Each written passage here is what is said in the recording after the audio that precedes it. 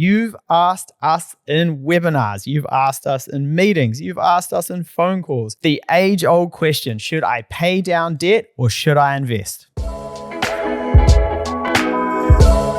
We are back in your life, and today we're tackling the age-old question, should I pay down debt or should I invest? Michael, we must get asked this question in person, over Zoom, in the comment section, every freaking day. Yeah, we do. And it's funny because you can dress it up 1,000 different ways, right? Like it can be like, oh, what should I put my money into shares? Or, oh, you know, what if I do this thing over here? Or what if I put it in an ETF? Or what if I do an exchange? It's all the same, right? Fundamentally, what you're asking me is, should I pay off my mortgage or should I invest the money? It is a very straightforward answer. It is very difficult to convince people that we're right.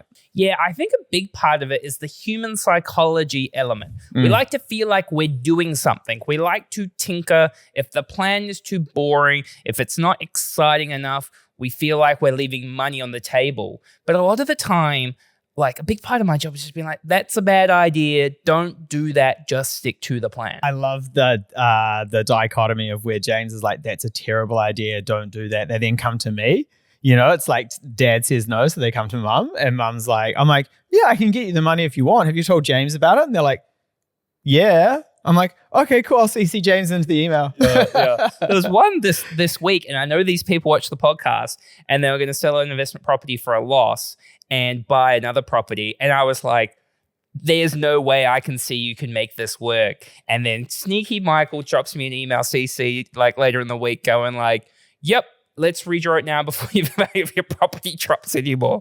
Yeah, look, hey, testament to split banking. So let's get into the math. So really what we're talking about is people go, I can invest into shares and I can make a 10% return.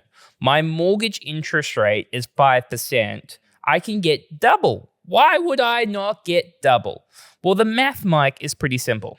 Yeah, it is, right? So you're not comparing apples with apples, right? You are comparing a gross return with a net cost, right? And that is a really financy jargon way of saying what, James? So pretty much like a mortgage interest cost has no fees, has no tax, and has no inflation. I had somebody emailing me, watch the podcast, who wanted to go back and forth by email around whether mortgage rates should have inflation applied. Yeah.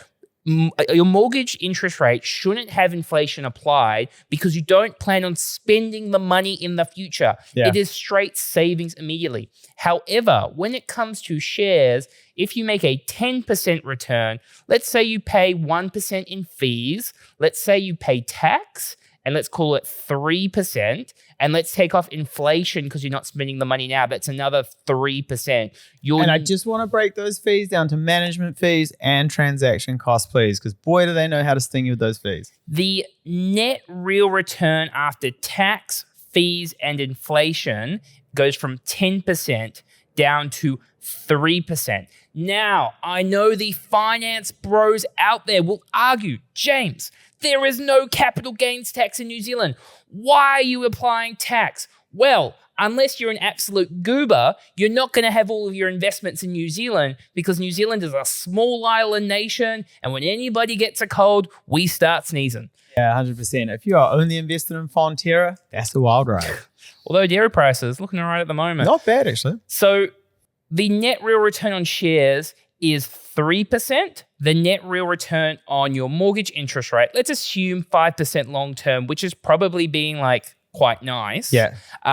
You are 2% better off by focusing on paying down your debt before you invest. Okay, James, I'm going to rapid fire some questions at you that I know people will be asking. But James, what about the Vanguard ETF long short fund? Yeah, what? No. But James, what about the S&P 500? Yeah, 10%. James, what about if I directly invest in this Chinese electrical startup manufacturer? They make, I don't know, iPhone products. Oh, cool. So you're a day trader now. So you're definitely going to, instead of making 10%, you're going to lose 10%. But James, what about crypto? Maybe. You might make some money. You might lose some money. Okay, last one, Jimmy. This one's foolproof. But James, NFTs. NFTs, gold? They're all just no. Look, like if you like know a lot about some of these subjects, then like fill your boots, go for it. But if you are going, I'm a professional, this is not my space, what is the most efficient way to get ahead? Fundamentally, finances is very straightforward. You spend less than you earn. You pay down your mortgage. When you have enough equity, you buy an investment property. Once the debt's all gone, that's when you start contributing to shares. Yeah. That is the roadmap to financial freedom. Yeah, and there is some deviations on that roadmap, like an investment property, right? Which technically is an investment. But again, what we're doing here is we're using the power of leverage, your equity, your existing property, to kind of double the size of that investment. That is not what we are talking about. We are talking about investing into shares, funds, ETFs, golds, NFTs, whatever the hell else you want. Yeah, and don't get me wrong. I've got clients with millions of dollars with me investing into shares. I love shares as a avenue to grow your wealth, but it's using the right tool at the right stage of your life. And fundamentally, when you've got a mortgage, it's not the right time for you, baby. And for everyone who comes to me and says, I got a hot stock tip, top me up $100,000. I'm going to go buy these shares. Honestly, every time it happens now, I'm like, just go to the bank. I'm not doing it for you because inevitably it all goes wrong. I don't want blood on these hands, he's saying. I don't want more blood on these hands. We've really actually only talked about mortgage interest rates as well. And we've got to remember that not every debt has a mortgage interest rate. So yeah, if you're comparing it to mortgage interest rates, then when mortgage interest rates were at 2%, okay, then it got a little bit more murky, but no, we're not going back there anytime soon. If you got other debt at 12%, 10%, 20%, 25%, well, how, you're playing an absolute fool's game. But again, I think it comes back to the psychological factors, that influence how people manage their money. And we're going to talk about those after the break. If you're wondering whether you should pay down debt or invest, our clients don't think about that because they've got a financial plan. They've got the right strategy for them aligned to their goals. So if you've been thinking a financial plan is something I really need to get onto, click on the show notes below. Now, back to the episode. Alrighty, so I talked about some psychological things. Now, these are both good and bad psychological kind of tricks that we play on ourselves with our finances, right?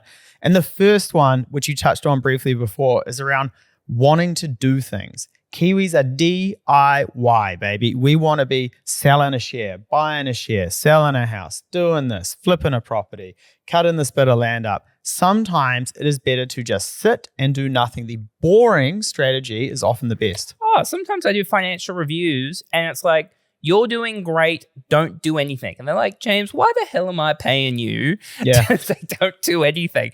But that's sometimes the right advice. And I earn my money by telling people not to do anything because they get in their own way, like you say, and then want to start to do subdivisions and buy gold and like split land and just all crazy types of things. And it's like, just pay down your mortgage. Often I find that those people are the ones who think they are a little bit behind the ball or their peers and they start swinging for the fences, right?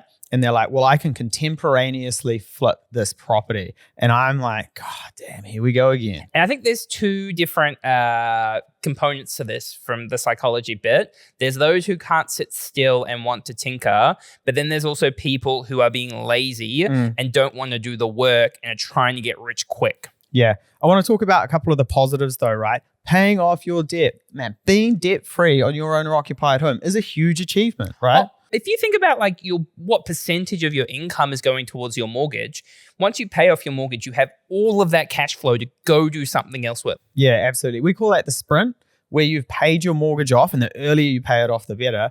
And then you've got that time between when the mortgage is paid off, you're still working, you haven't retired yet.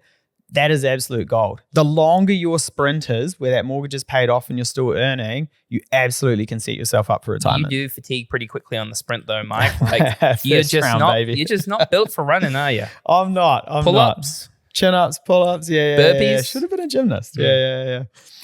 Cool. I think the other one though, around the positive side of things, is definitely around like habits, motivations, consistency, these sorts of things. If we're talking about sprints, we always use that analogy. Your finances, it's not a sprint, it's a marathon, right?